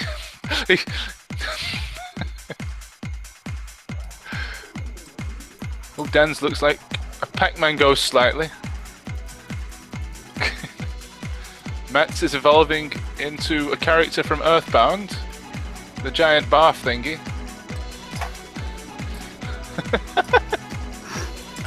Slimy Jam Evil. Who could Slimy Jam Evil be, I wonder? Oh no, Matt! Why? Why did you have to ruin it? Every time. Oh, look at that. Didn't quite work. I've not closed it somehow. No, that's good. Because it really highlights the eyes, the mouth. Oh, your time's up, ladies and gentlemen. Sorry, I forgot to count down. I was just enjoying myself too much there, looking at your drawings, but your time is now up. So, Dan, please stop drawing. Okay. Actually, Dan, we're going to start with your drawing this time. Please explain what on earth is going on here. Slimy Jam Evil. Well, his jam. I don't know what else to say. He's a pot of jam he was supposed to be angry, but I done the eyes around. What I should have done is facing them up this way and down, but they went the wrong way. Can you tell us about the body? What's going on there? Well, I ran out. I thought, man, I've got loads of time left. You haven't even started counting down yet. I'm going to start drawing the body. Yeah, and then I've done one line. That's my fault. I never counted down. Sorry. Okay, I'll let you off for drawing. Yeah. I'll let you off for drawing that there. Okay, so that was Dan's drawing. So let's have a look at Matt's completed artwork. Please explain.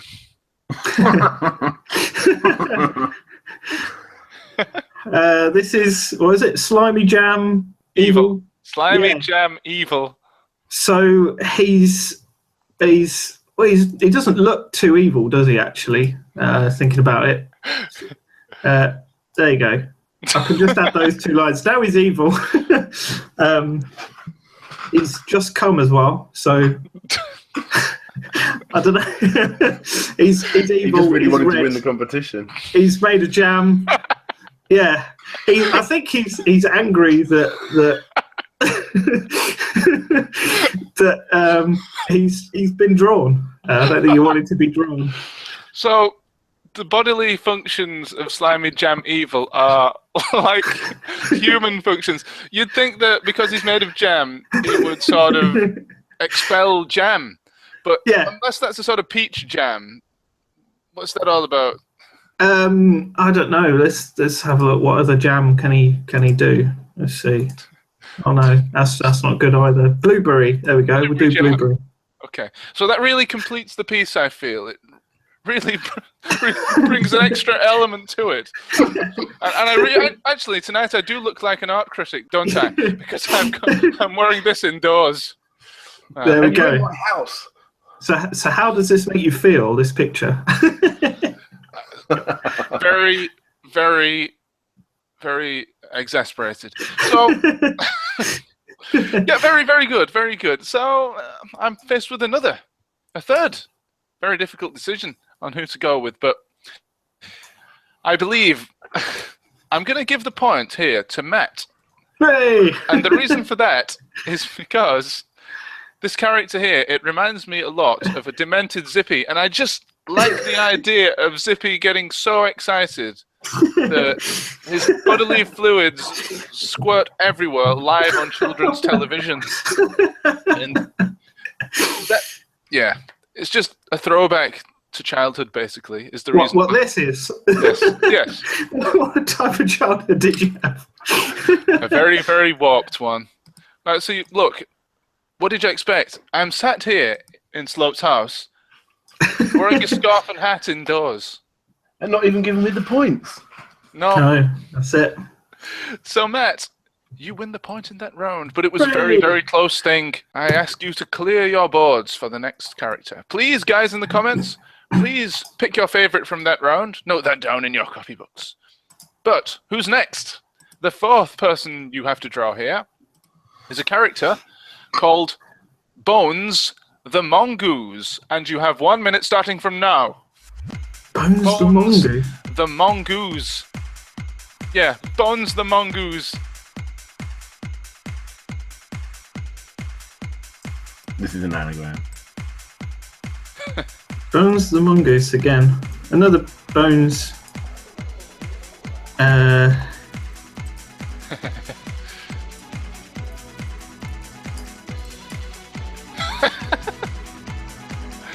You're not drawing what I thought you would. 30 seconds has gone. Oh, Matt's is great. Slopes looks a little bit like Homer Simpson. Yeah.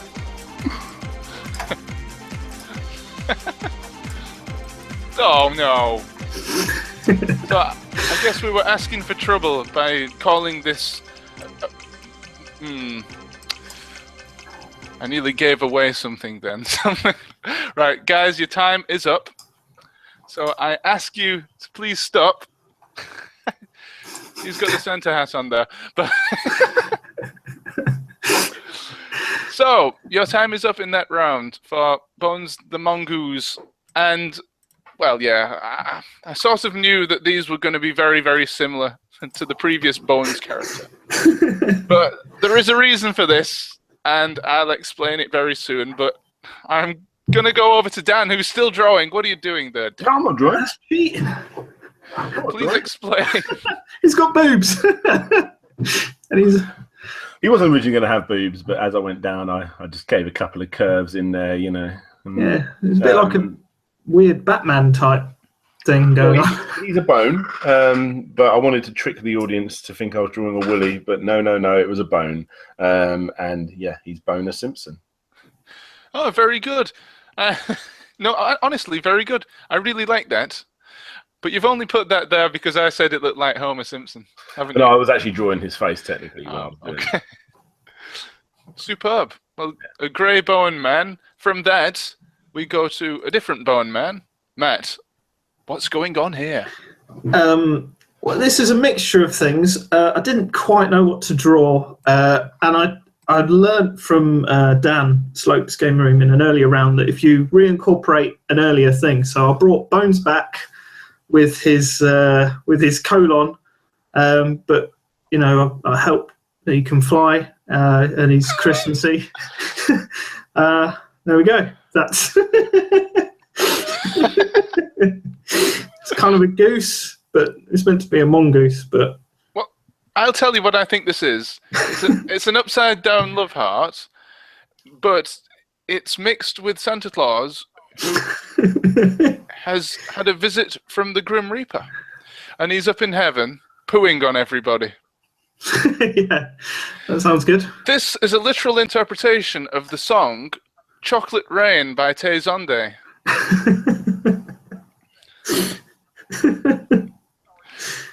So I like it. I like it very much. And I like both your drawings here. But I'm going to have to give the Harry Yak point to Dan because of the pun. The fantastic bonus Simpson pun and also the boobs. Boobs are always good. Guess what's going to happen now? In the next drawing, you're all going to draw a guy with boobs and a penis, aren't you? I know it. I just know it. So, there is one more character for you to draw in our Christmas drawing thingy. And that is, are you ready for this? The character that you must draw is Man Ape. That's Man Ape.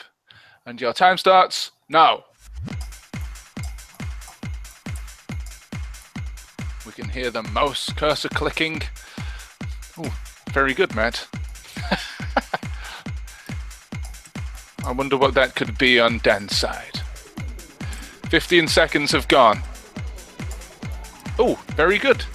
This is actually turning into a real monkey here. I wonder if Matt has any artistic experience. Got to go for the points. 30 seconds have elapsed, guys. These are very good. These are excellent.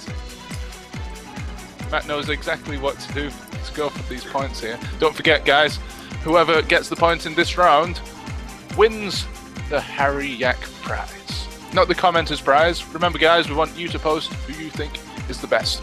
You now have 5 seconds. 4, 3, 2, 1, and please put down your pens. Time is up for drawing of the Man Ape. Now, this is a crucial point. So, please, take care and give your best explanations of your drawings. I'm going to ask Matt to give his first. Okay. Well, you said boobs and penises win. So I incorporated that into my monkey picture. So yeah. It's a monkey with a big penis and big boobs. Got to get them points. Okay, then, Dan, I'm not going to comment on that yet, but we're going to go over to Dan. Yes. Please explain. It's a man that wants to be a bit more of a monkey, so he's eating a banana to try and do so. I didn't really think of it. Looks like Rayman. Yeah, so, I mean, he's got long hair because that makes you more tribal. And there you go. That's all I've done. I didn't go for the penis on that one. As I was drawing the banana, I was thinking, no, not going to go there. No, okay. There should be like a ban on penises next time we do this. Oh, what's the fun in that? To force other creative avenues. I'm going to try and win this. Hang on. Oh, it's cheating. One line. No. It's cheating. I'm going to disregard that edit, guys. That's not fair. Dan's cheating, ladies and gentlemen. I'm going to disregard that edit. Should be banned. So, who's going to win the Harry Yak prize? Well, first of all, I'm going to appraise your work, Matt. I say it's very colourful and very close to the actual Man Ape. But the thing is, I don't think the winner has any bearing on what the actual character looks like.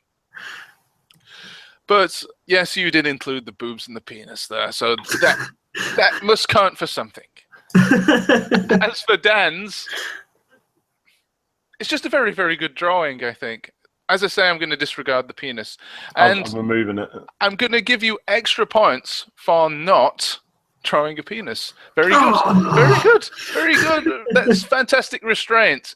And yeah, even though I said in the previous round, draw penises and win. And boobs. It's all a hoax. Yeah. But this is... Oh, which one do I go for, guys?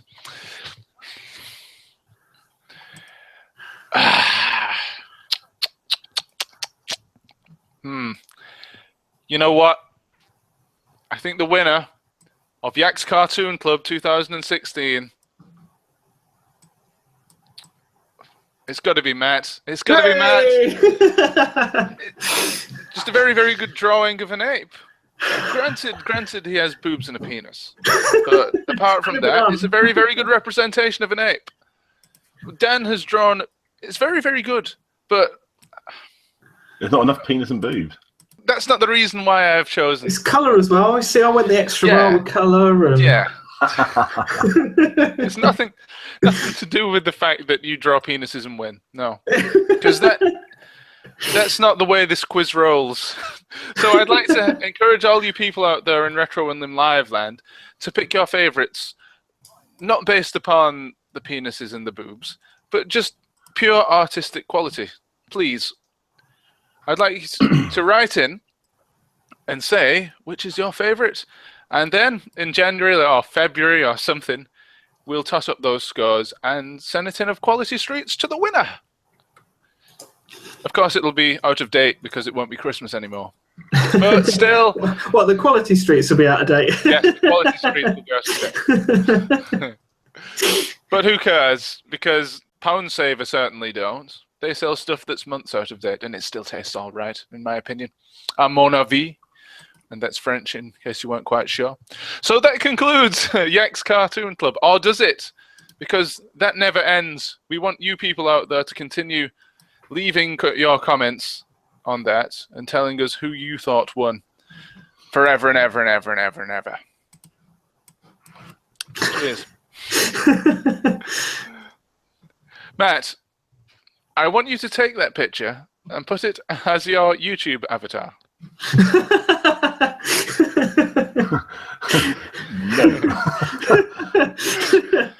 Yeah, it might not actually have any effect whatsoever. Might actually gain a few subscribers. Okay, so I bet you're actually curious as to who these characters are, aren't you? So I'm now going to explain. I'm going to reveal who these guys are. So we had Bones Colons, Ponce T-Ret, Slimy Jam Evil, Bones the Mongoose, and Man Ape. Now my question to you guys is this. Which of those do you think is a real video game character? The other four we have made up here on Retrounlim Live. Which is the genuine character that's been in an actual video game that was published on a video game console? So those were Bones Colons, Ponce T-Ret, Slimy Jam Evil, Bones the Mongoose, and Man Ape. That's really difficult. Which is the real character? I have them written down on this index card here. So only one of them is real? Yes, only one of these characters is a real video game character. The others we have made up. My answer is the first bone one that you said. You think that's the real one? Say it again, the first one. Bones Colons. Yeah, I reckon that should. Yeah, I was torn between the first two. Because you've gone for the first one, I will go for the Ponce T-Ret one, just Ponce in case. T-Ret. Okay. T-Rat. So are you happy with your selections? Not really. You can change. You can change if you want. It's like deal or no deal, isn't it? Yeah. Was it Man Ape as well, was the last one? Yeah, Man Ape was the final one. I bet that might be a really old game, mightn't it? I'll go with Man Ape. Go on. Okay. You sure you want to change to Man Ape? No, I'm not sure, but I'll go for it. Okay. Well, Dan, do you want to change your answer? No, I'm happy. Okay. So I can exclusively reveal that the real video game character of those is Man Ape. So yes, Matt, you were right. Now, so for some bonus points here, can you guess where these other names come from? 3 of them are anagrams of other things, and the other one is just something we made up. So, Bones colons. Can you guess what that might be an anagram of? Oh, I don't know. It's one of those things where it's easier if you see the word, I think, but I might still struggle then even. Bones colons. In the meantime, would you like to be thinking about Bunce T Rat as well? Whether that could be an anagram of something, maybe? Ponce T Rat or Ponce T Rat? It was Ponce T Rat. Ponce T Rat. Ponce. Ponce T. Ponce T Rat. So that's spelled. I can spell it out for you right now because I have it written down. Ponce. Yep. T R-A-T. So that's Ponce T-R-A-T. Ponce T Rat. What could that be an anagram of? Okay. Should I tell you the answer to the first one? Go on, Ponce colons. I'm sure everybody out there in live stream land has guessed this, particularly a certain Scott Bailey, because it's an anagram of console snob. Oh, I was thinking these were video game characters. Well, some of them are video game related, for example, console snob. But I would have never got that. Ponce T Rat is, I can tell you, it is also an anagram. But what of? And I can tell you it's of a certain YouTuber. Certain YouTuber. Yes. No, not got it. No. Okay. Two. Ponce T Rat is an anagram of Pat Country. Oh, there we go. AKA that dude who reviews Nintendo games. Yeah, What's it called? Pat the NES Punk. Nintendo Punk. That's it. Yes. Yeah, Pat the NES Punk. We got you there, didn't we, guys? And the next one was Slimy Jam Evil. So that's SLIMY JAMEVIL. Slimy Jam Evil. I'm not going to get any of these. Yeah, I can tell you this is also an anagram. And that's an anagram of Jimmy Savile. These are too vague. Like Jimmy Savile, what is it? Something snob, and then Pat T. Are they all related somehow? Well, yeah, Console Snob is a regular on this live stream. Pat Country, he's a guy who reviews video games. Jimmy Savile is always mentioned on this live stream. Well, I can tell you, those three related to each other. That's awesome. They relate to the Retrounlim live stream in some obscure way.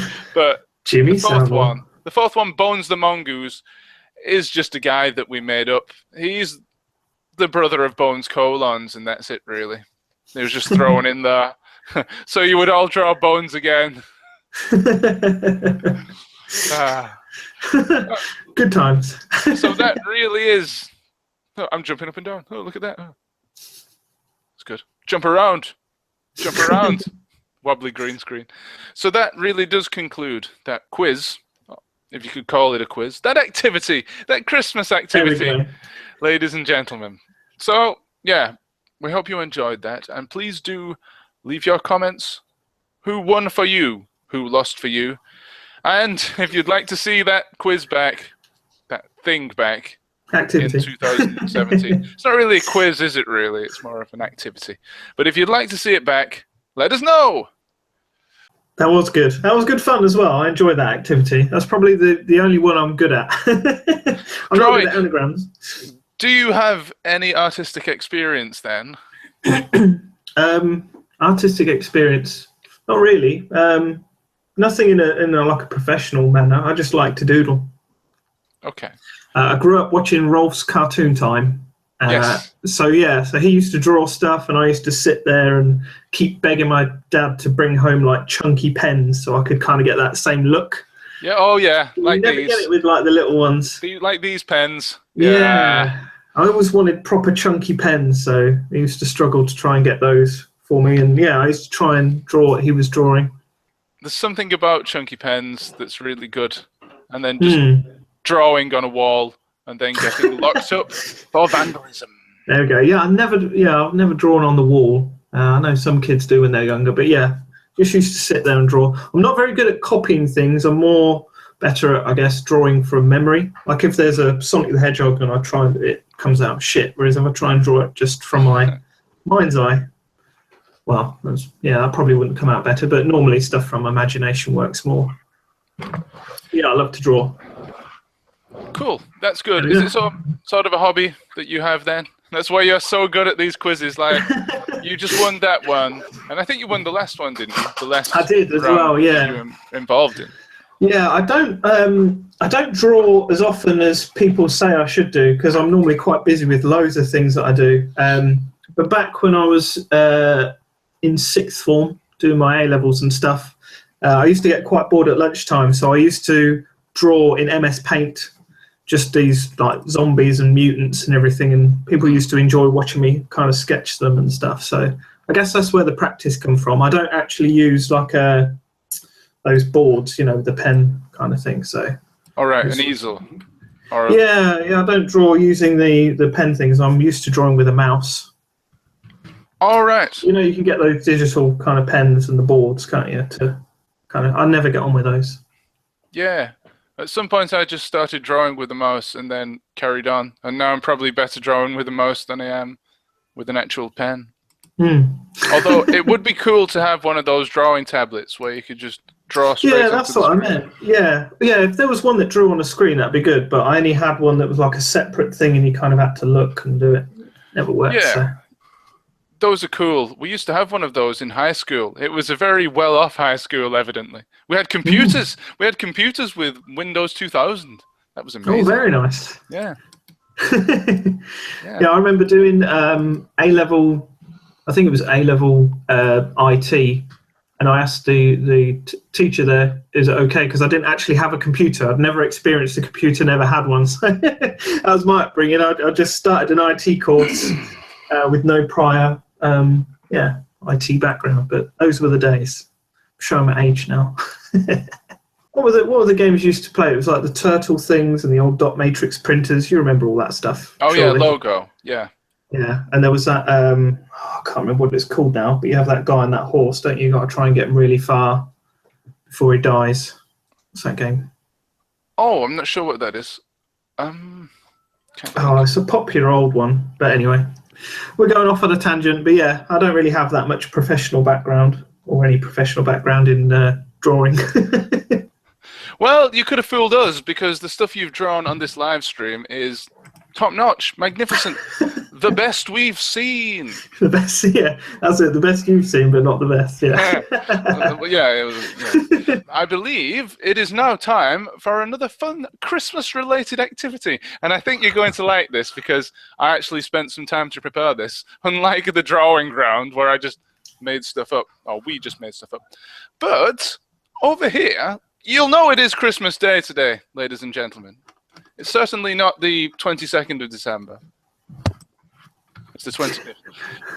And I have received some presents. And they're over here in my sack. This is Harry-X Christmas sack. Guys. Look at that. This is my sack, and I actually have there as well. A brilliant piece of art, if we can see that on the camera. Yes, there we go. Sack. Yeah, just to prove that this is indeed my sack. So, I'm going to challenge you guys. What exactly is in my sack? Okay. What do you think? Any clues or? Well, this is a video game live stream or a retro live stream, so there are some video game related things in here, but there are some non-video game related things as well. Sonic the Hedgehog 2? I don't know. Sonic the Hedgehog 2? Oh, I wish. But no. So, try to guess some more games. What does the yak like? What does he like, eh? Is there anything Jimmy Savile related in there? Well, possibly, but I've got my hand on something here. Oh, look what it is. It's a copy of... Who Wants to Be a Millionaire? what a surprise. Who Wants to Be a Millionaire? Yeah. There we go. Is that your original copy? Who gave me that?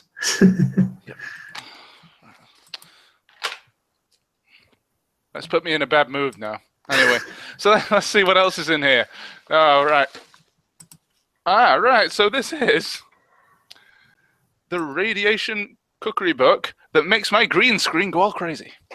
Makes the ladies go all crazy and my green screen. It's the radiation cookery book for use with regular New World gas cookers.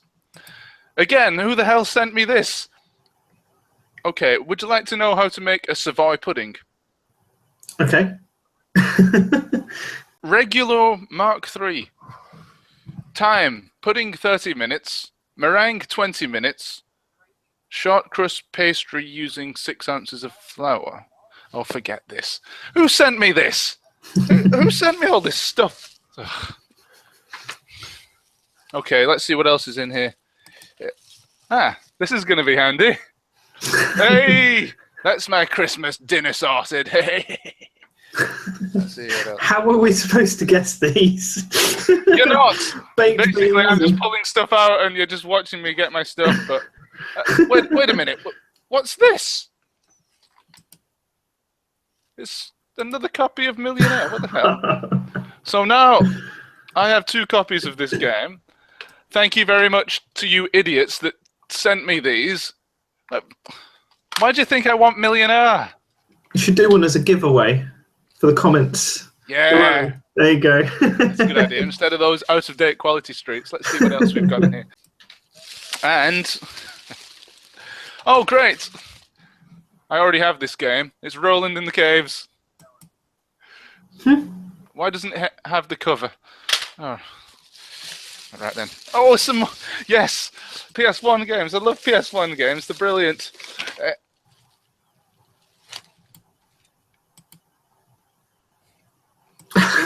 What? How many copies of that do you have?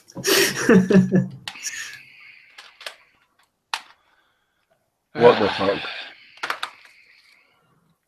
This isn't fun, ladies and gentlemen. Screw this. Oh, I might as well tell you what else I've got in here. Oh, look! Hey! Would you like to sing along, ladies and gentlemen? I don't know how to play this. It's out of tune as well. But those flipping Millionaire games have put me in a bad mood, and I swear this seemed like a better idea when we conceived it. So there's only a couple more things left in here, ladies and gentlemen.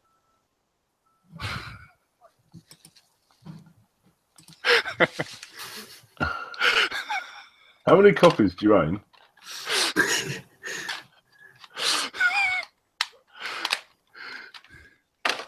I now have 4 copies of this, ladies and gentlemen. Somebody thinks I like this game, but let it be known that I blimmin' hate Who Wants to Be a Millionaire. Oh, that one's not got a side thingy.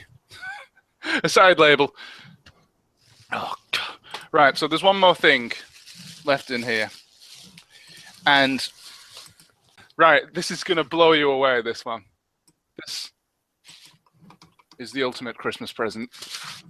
And that's not just because it's wrapped in a Tesco bag. But, you won't believe this, but for this Christmas, I got a signed photograph of Mr. Chris Bowes. Look at that. And he's even written on it, "I love you, Yak." Oh, that's amazing. That I love how it all ties in. That makes So up for cleverly done. the 4 copies of Who Wants to Be a Millionaire. Just move that back in shot. Because This guy is my absolute hero, and that is going to take pride of place on my mantelpiece. Yay! So thank you to whoever gave me that stuff. I'm guessing Santa Claus. Oh, you can have a good look at that, ladies and gentlemen. Signed by Chris Bowes himself. The quality of the photograph is a bit rubbish, but I don't care because I love the man so much.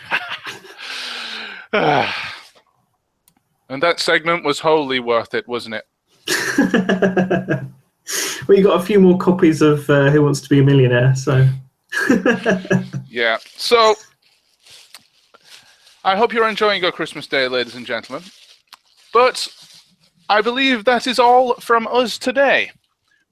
I think that's been a very disappointing, very, very disappointing Christmas. And I'm going to have to go away and recover from that. But hopefully we'll be back in the new year. In fact, yes, we'll be back in the new year. We're always back. We always come back because we're too stupid and we come back for more. So guys, do you have anything to say in closing about this stream? Just that I hope everyone that is watching this has an amazing Christmas. Yeah, and we look forward to more drawing challenges in the new year. Yeah, guys, let us know if you want to see more. Absolutely. And I can't believe I spent my Christmas Day doing this. Well, it was only 2 hours. That's not too bad. Absolutely. Wicked. Well, thank you very much, guys. Cheers. Cheers for joining us, Mr. Dan Slope Ibbotson. Oh, this is brilliant, this. This is just what I wanted. I'm going to prize that forever. Thank you very much to whoever sent that to me. Probably Larry Bundy Jr., because he knows I love the guy so much. That concludes Retrounlim Live for this year. It's been a wonderful year, and I'd like to say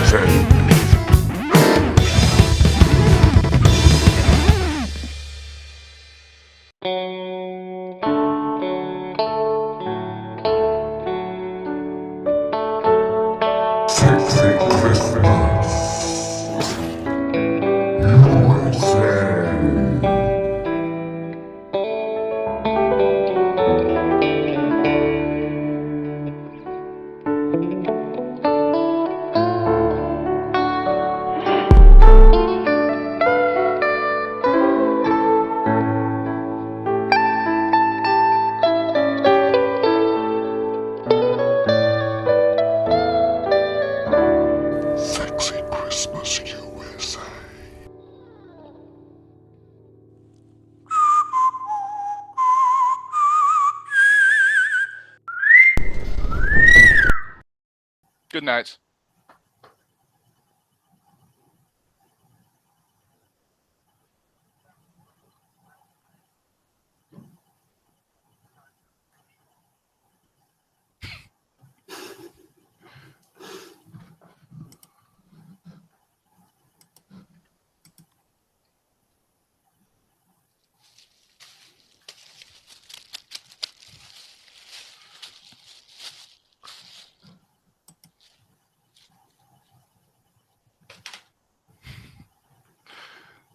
can say something now if you want. There we go. We're still live. We're just